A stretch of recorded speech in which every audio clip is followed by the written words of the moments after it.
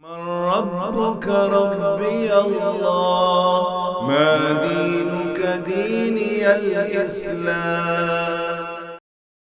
Assalamu alaikum. Welcome to Deen Matters Family Edition. We've been talking about communication, but you know, in some families, they've been going to counseling. They've been trying. They try about improving communication, but things don't seem to work. Dr. Slimi, what could be behind all of this for it to not work? Bismillah ar-Rahman ar-Rahim, alhamdulillah, salatu wassalamu ala Rasulillah. Look, there is no perfect family, perfect marriage, perfect relationships. So we need to take that out of the equation. What we have is a minimum requirement for every relationship to be healthy, to meet certain threshold.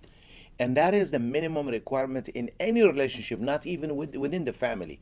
Even a relationship, like I always say, even if that relationship takes 5 seconds, such as holding the door for an elderly person or helping someone. 5 seconds. So if you're a respectful person, you can make anything work. It starts with respect. And that's why I always say, and people heard me many times, I say, don't speak about love until you establish peace. You will not have peace until you have trust. You won't have trust unless you communicate. And we spoke about listening and talking nice.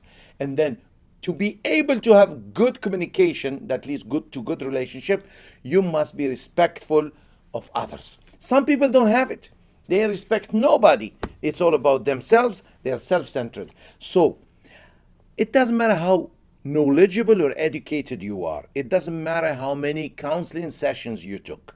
It's not going to change. Within you hold the sanctity of others. Remember the Prophet, peace be upon him. He taught us to value each other based on that sanctity of relationship we have. What is this sanctity? The Prophet ﷺ says that the believer, if you have a fellow believer, or a fellow human being, a fellow believer sanctity is holier than the Holy Kaaba. And the sanctity of a humanity comes first.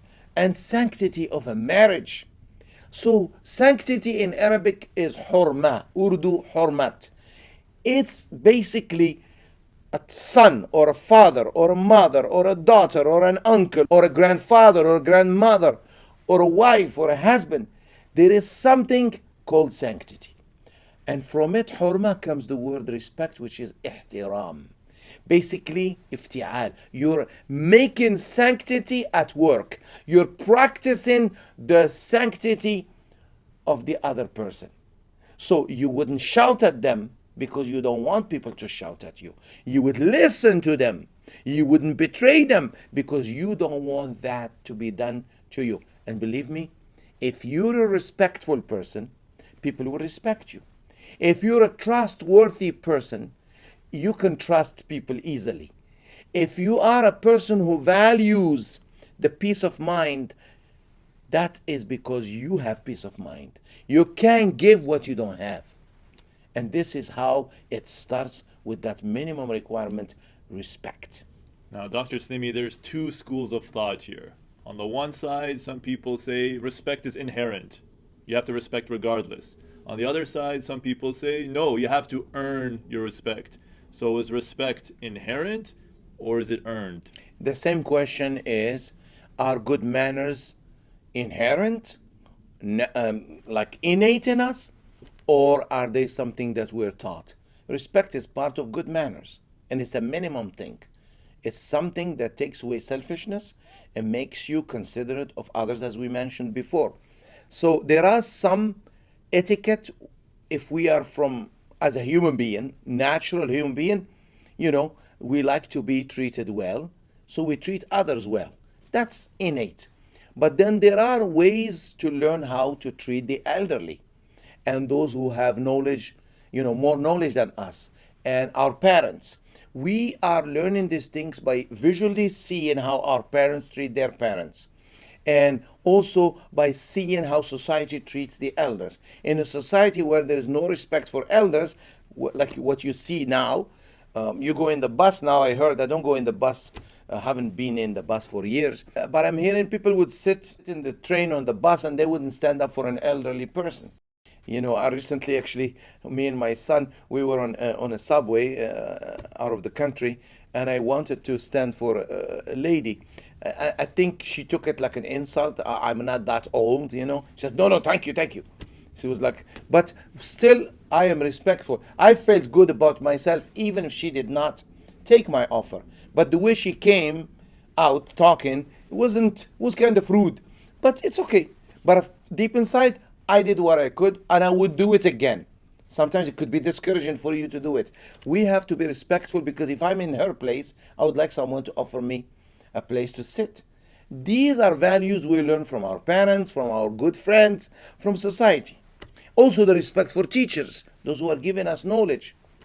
Is there a fine line between entitlement and respect?